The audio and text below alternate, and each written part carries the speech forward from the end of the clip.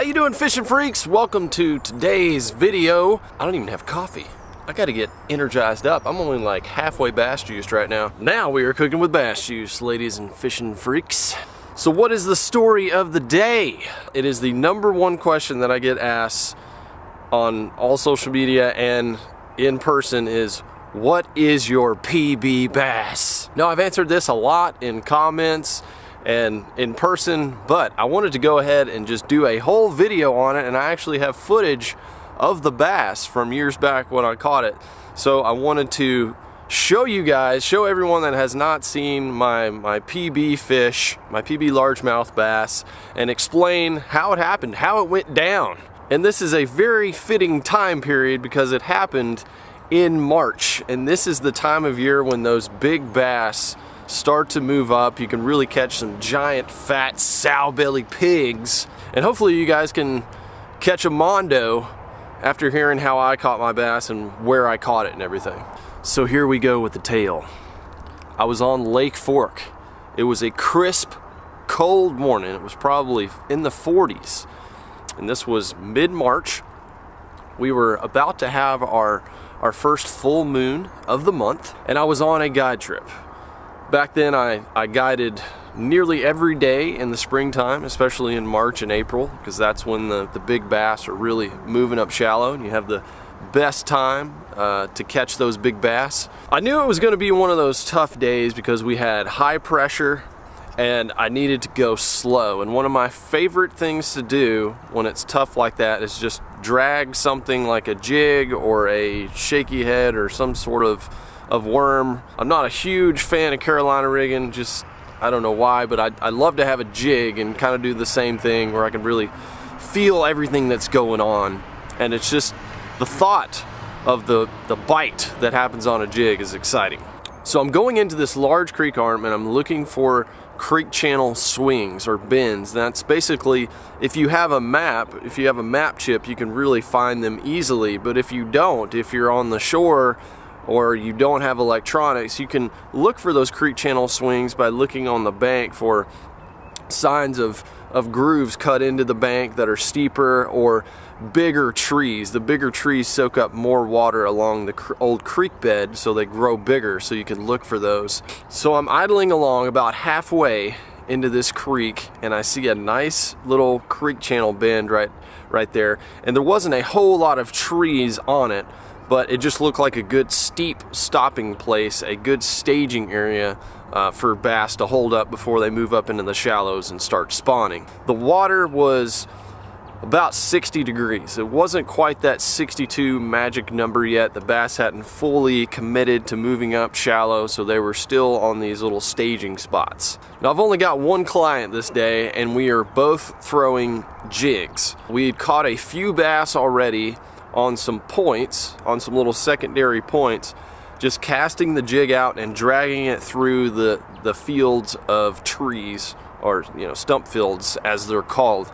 And I'm just dragging it along very slowly. When I feel something good, I just stop, let it sit there, and it's just kind of the death crawl. But that's when we were getting our bites. When that jig was paused for 3, 4, 5 seconds next to a good object like a big tree stump or a tree, that's when we were getting our bites, and we hadn't caught anything huge yet. The biggest one we caught was about 4 pounds. Keep in mind, this is Lake Fork where there's some really big bass. And I've got my jig thrown out. I'm throwing a 3/4 ounce jig, and I'm going to show it to you guys right now. This is not the exact one, but this is very similar. This is a 1/2 ounce. This isn't a 3/4. I love these jigs. These are the old impact jigs from LFT Lures.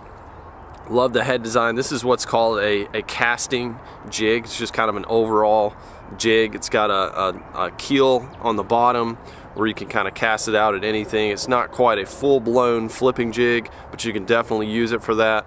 It's got a good brush guard on it. A really awesome chameleon paint head. I don't think I've ever seen these on any other jigs, but it just kind of looks like a bluegill.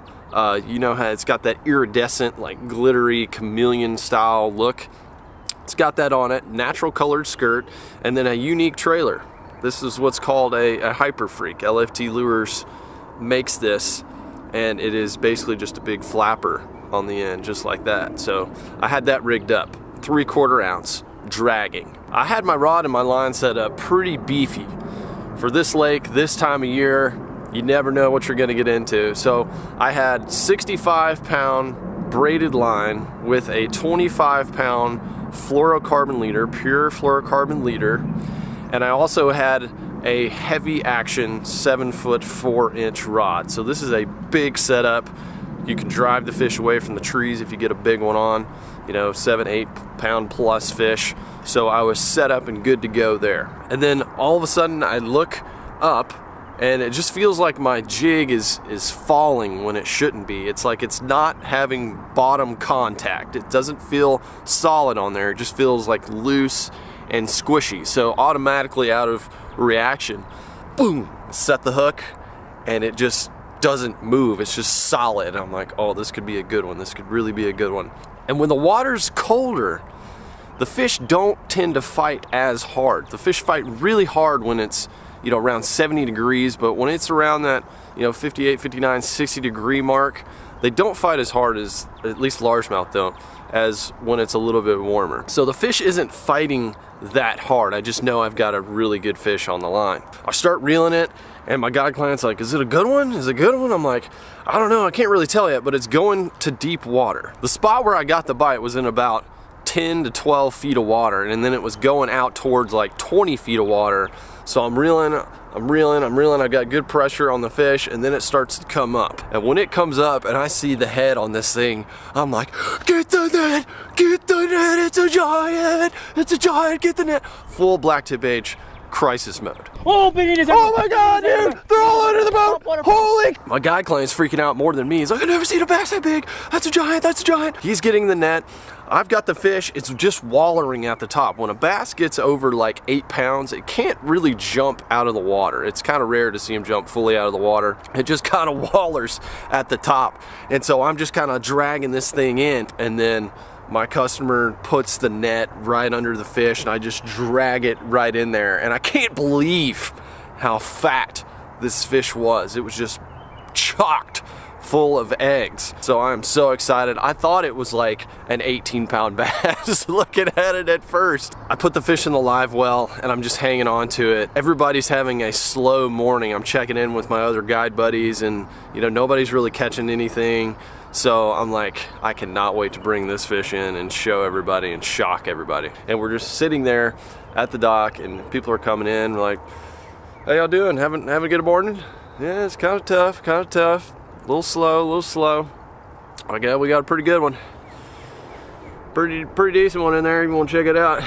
So everybody's going up to my live well. They're opening the lid and that thing looks like a football. It's so wide and thick. And one of my good buddies had a certified scale. So he was like, let's get this thing on the scale. Let's see how much it weighs. And it was 11.5 pounds.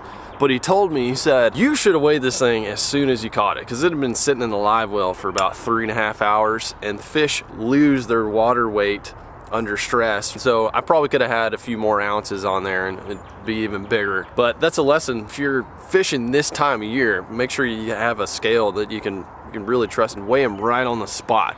Don't wait like I did. I was trying to be, you know, cocky, braggadocious and bring it in and, hey, let's wait in front of everybody. Weigh it right there, get photo evidence, and then let it go. So you're probably wondering, what did this fish look like? How fat was it? What was it like in real life? Well, we've got the video footage to show you. Check this out. 11-pound bass right here. Caught on a LFT impact jig and a Hyper Freak. We're in March right here. And this is the kind of fish you can catch in March. And especially on a jig. We're gonna let her go right here. Right where we caught her. She's yoked up, getting ready to spawn. And we'll revive her and she'll make beautiful babies. Big babies for Lake Fork. See you later, sweetheart. Whew. God.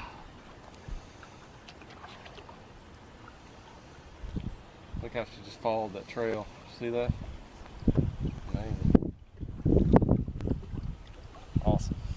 So that's how it went down, guys. It was actually not a crazy fight like you would think a giant bass would put up. I've caught many other, you know, 6, 7, and 8 pound bass that have put up much bigger fights. But it definitely was one of the most beautiful bass I've ever caught, regardless of size, just the colors and the girth and everything. I mean, that fish had never been caught, didn't have a scar, a mark on it. It was just totally beautiful. So I've decided that this year, finally, I'm going to get that thing mounted. I wrote down all the measurements from that date. You guys that have never done this before, you can do that. You don't have to have the actual fish. You just take the measurement of the girth, the length, and then get good pictures.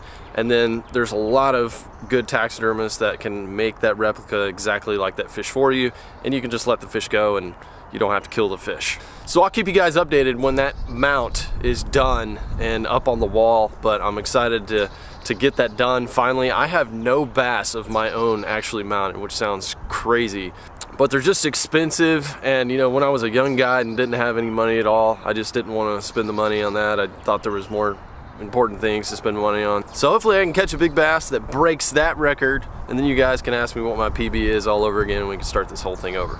If you like the story time, guys, go ahead and hit the like button. I enjoy doing it. I don't always remember everything when I'm on the water and I'm trying to fish and I'm trying to explain things. So getting off the water and being able to explain and elaborate a lot better and more detailed is fun for me. So hit the like button if you like it. And I actually did get out yesterday and do some fishing, and I caught my biggest bass of 2017. I caught a Mondo, guys. So stay tuned for that video. And subscribe to the channel. I want to do at least one story every month. Just kind of doing whatever, you know, story of a big bass or something that happened on the water. I've got a lot of cool stories from, you know, being a guide and all that. So subscribe to the channel for more Bass Juice storytime fun. And that is it for this video. Mondo coming on the next one, and I'll catch you guys later.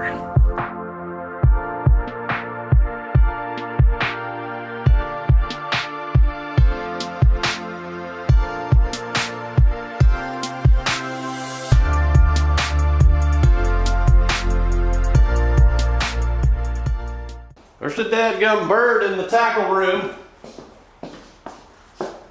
There it goes. See you later, Finch.